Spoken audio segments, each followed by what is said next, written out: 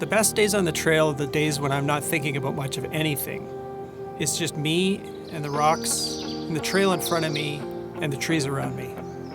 So yeah, running the trails has had a huge impact on my life, especially when it's come to dealing with cancer 3 times. You know, when people hear you have terminal cancer, it's surprising how many say, yeah, well, we could all die tomorrow, right? And you know, it's easy to say that, but just try living with it every day. Fact is, short of a miracle, it's gonna come back. And you can't count on miracles. So I have to find a way to be at peace with that.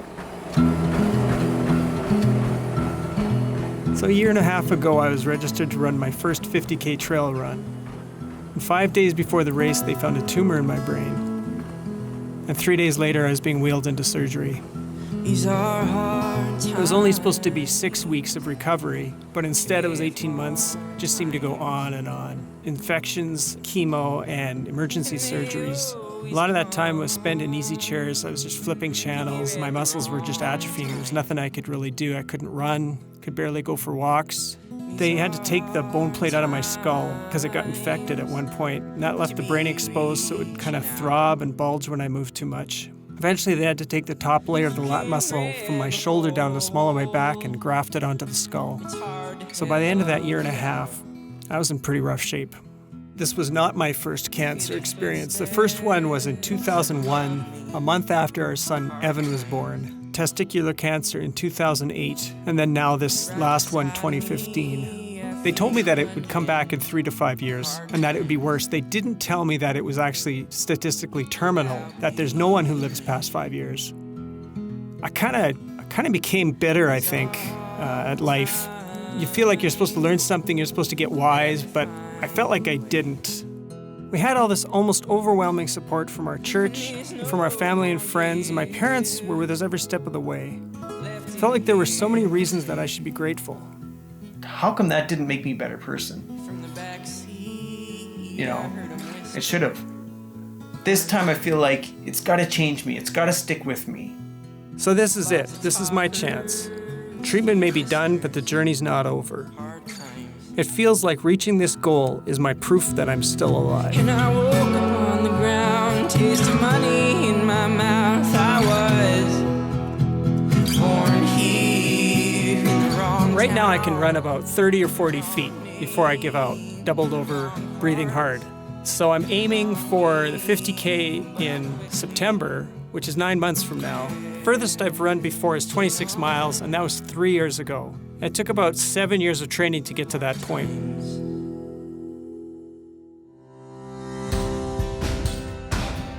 I feel like a different person when I'm on the trail. I think it shapes me. My brain becomes clearer, and I'm more outgoing and friendly. The physical act of running in nature has been a big part of why I went so long between recurrences of the cancer. I think it's had a real healing effect on my body and emotional well-being. When it came time to do the last bunch of chemo, Rochelle then had gone to a different medical professional for something else, and he said he wouldn't do chemo if it was him. And you know, it really got us thinking a lot more about this question of how should we approach this idea of treating cancer. Now I've gone through cancer 3 times from 3 different providers. Not one of them has ever said, look at your diet, look at being outdoors, look at enriching your social life. Yeah, and having that quality of life, not just treating the cancer, getting rid of the cancer and that be the focus. You know, it's more about your quality of life as you live it now. Because worst case scenario, if it doesn't help, if you die at the end anyway, while you died having had all these great experiences. September 9th is the goal. So to get there, I got hold of Dave Dutro from Trail Maniacs, and he's got me on a training plan, 6 days a week. I said 6 days a week, and so far I'm doing about 5 really. So throughout the season, he's got a series of races, and I think I'll do all of them. Brad, originally he had participated in one of our events, but he had a bout with cancer, and then he wanted to get back into trail running and ultimately achieve his goal of running a 50K. It's not something to be taken lightheartedly. It takes a lot of effort and a lot of training to make sure that you're ready for something like a 50K trail. Might take you anywhere from 5 hours all the way up to 8 or 9 hours, maybe even 11 hours. You're out there for a very long time and you're exerting yourself beyond what you think you can honestly do. With training something like that, it takes time too, because you have to build up your endurance and your base over time. You can't take off one morning and run 10 miles and expect to be able to run 10 or 20 miles the next day. It takes weeks. You're building up so far, and then you drop back down and you recover, and then you build up so far again. And you keep doing this little staircase where you continue to add in not only volume, but intensity of your training. So 2 days ago, I ran for an hour for the first time in a couple of years, and it just felt amazing.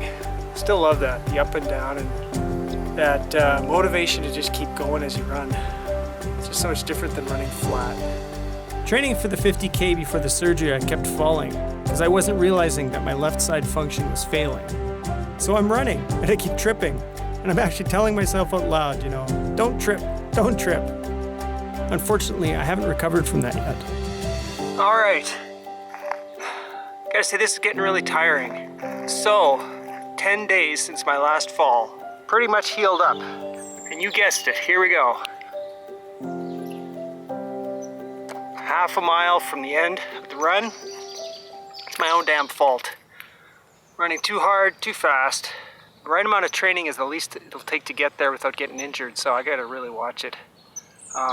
Yeah, I wanna do well, but I don't wanna get injured. So, off to lick my wounds, literally, and hope for better days ahead. Yeah, Bloomsday was a bit of a reality check. I went in thinking I could do as well as I did 2 years ago, which was, of course, not reasonable to think I could do. Ended Bloomsday definitely as defeated as I've ever felt in a run. I could not have gone any faster. I read this book from a guy who runs a lot of ultramarathons who said, if you feel tired, just pick up your speed. You'll find out sometimes you're not as tired as you think you are. And I did that, and this time there was no way. I would look at people in front of me and I could not catch them. There's nothing I could do, and it was just defeating. That's just because I had unrealistic expectations of what I was capable of, what my body's capable of, and what do you expect? I was just so used to having a body that had been running for so many years. I guess a year and a half without running clearly shouldn't be able to pick up where it left off, but you're used to who you were, and I guess I'm not that person right now, but I'll get there. It becomes really clear that I have to do this for the joy of doing it, and what happens, happens. So last we talked, you had noticed that your energy level was perking up. You're starting to do a little more stuff. And now I hear you're training for a run. Is that right? Yeah, 50K in September. Wow. So I'm a little curious, was this of your own volition, or it was suggested, or? No, the run was my goal. Really? Well, because the surgery interrupted the last one. I was supposed to run it on Saturday, and you diagnosed it on, Wednesday? Really? And I said, can we put it off?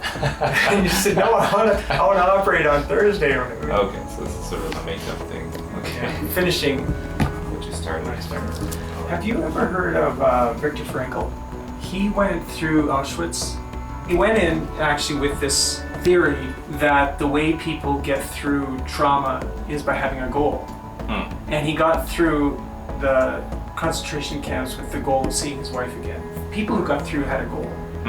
And I came across that when I already had this goal. And that if I didn't have the goal, I don't think I would make it. Really? I think so this is in the back of your head all throughout this thing? Really? Yeah. Yeah. So I came across him and I was like, yeah, that's... Of course. Yeah. We're at Farragut State Park. It is just absolutely gorgeous, and the trail is just, it's incredible. It just reminds me why I do this. Yeah, I'm not sure I can pull off the 25K, but I figure 10K is just too short, and I'm gonna give it a shot. So what kind of convinced you? I asked a few of the people, they're like, yeah, just do it. Just being out there yesterday, checking out the course, it just was so beautiful. And my goal in this is not to struggle across the line. My goal is to end strong. you know, hopefully whatever I do, I'll end strong and I'll enjoy it. I don't want to come out feeling like I did with Bloomsday where I didn't enjoy it at all. I need to let my body be what my body is and let the day be what the day is.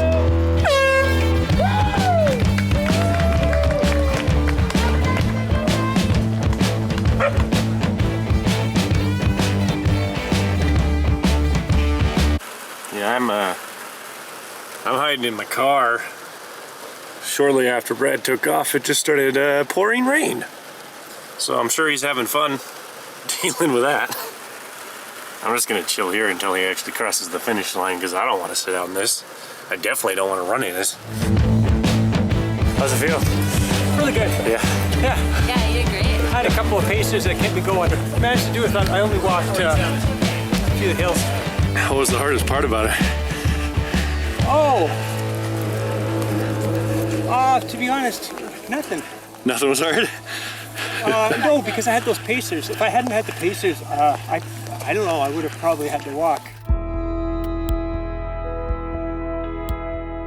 So I'm the sports action photographer today, which isn't actually what I normally do. I'm a nature photographer, which has been a big part of my journey of coping with and getting myself through my cancer experience. And so it's fun to be here, being part of telling Brad's story. It's become a way for me to sort of embrace life now that I've come so close to death. It's pretty amazing to see how far he's come. So it's kind of a weird bonding way to bond. Yeah, Sort of near-death experience together. Or I think there's a real hole in the whole cancer treatment area. You know, you get your treatment, whatever, chemo, whatever it is, the end of your treatment, and then after that, it's like you fall off the precipice, and it's like, okay, now you're done. Good luck. We both recognized and shared that having gone through, it's a very traumatic experience. Both the treatments that can be very harsh, but also just emotionally, psychologically, there's a real impact, and there's kind of a wreckage that cancer can leave in our lives, and that's where relationships and community and something like photography or running are so important. It's sort of a way to put your life back together. Mount Spokane 25K. This one I'm feeling really strong, so I gotta watch it, that I don't go in too heavy, too fast, and overdo it. It's my third 25K, the last one before the 50, and it's the toughest. That was probably the best run I've ever had. And I stumbled over that finish line like I had nothing left to give. But I came out of that just feeling really strong and like feeling like I was in the best shape of my life. Maybe that was the best race I'd ever run.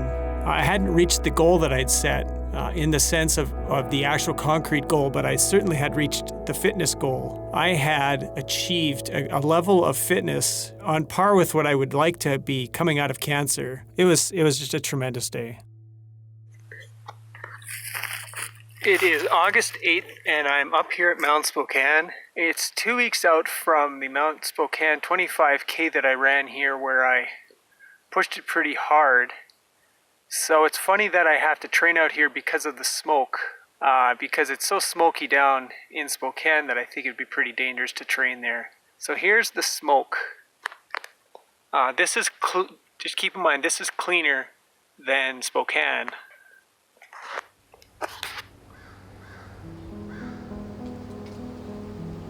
What time is it, Brad? 6 o'clock. 6. Oh, it says here, big subject line, big, canceled. Hi all, we are so disappointed to have to do this, but we are canceling the race. The smoke is still rated as unhealthy, and in fact has actually gotten worse in the last hour. There you go. There it is. All right.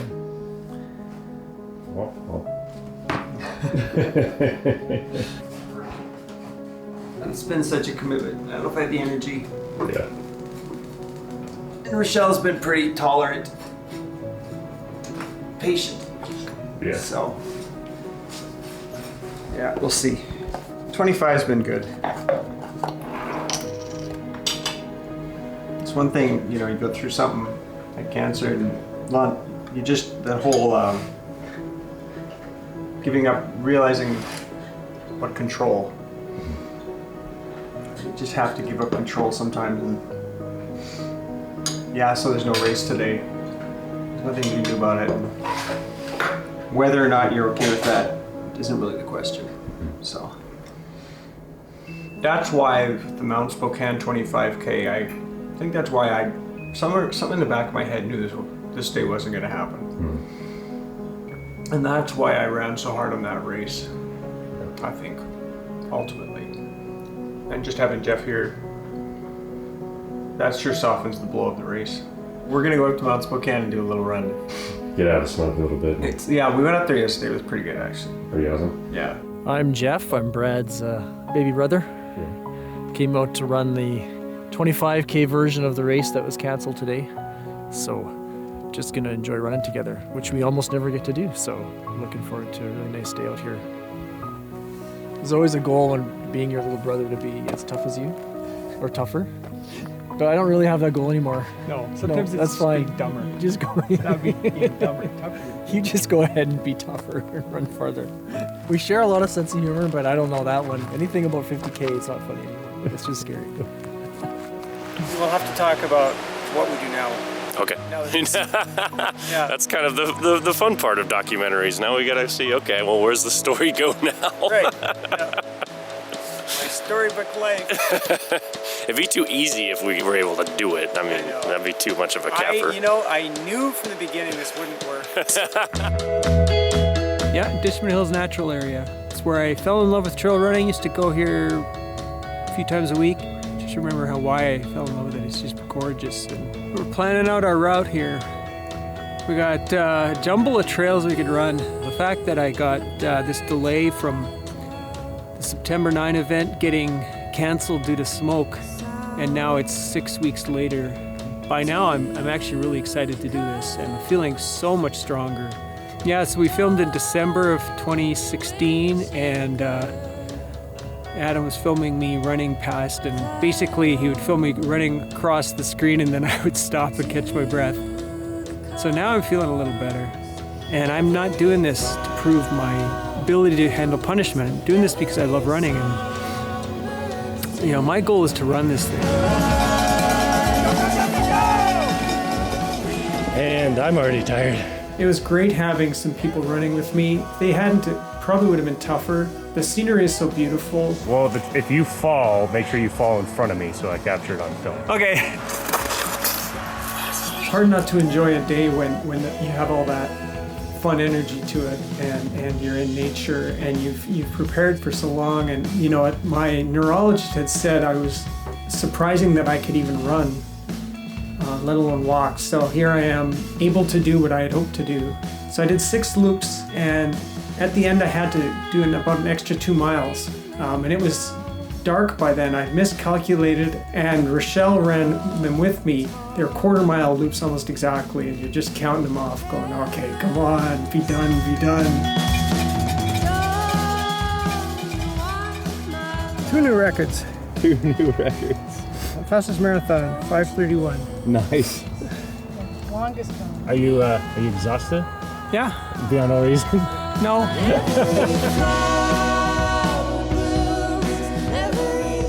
You never know what's going to happen, and that gives me the imperative to live it up as much as I can.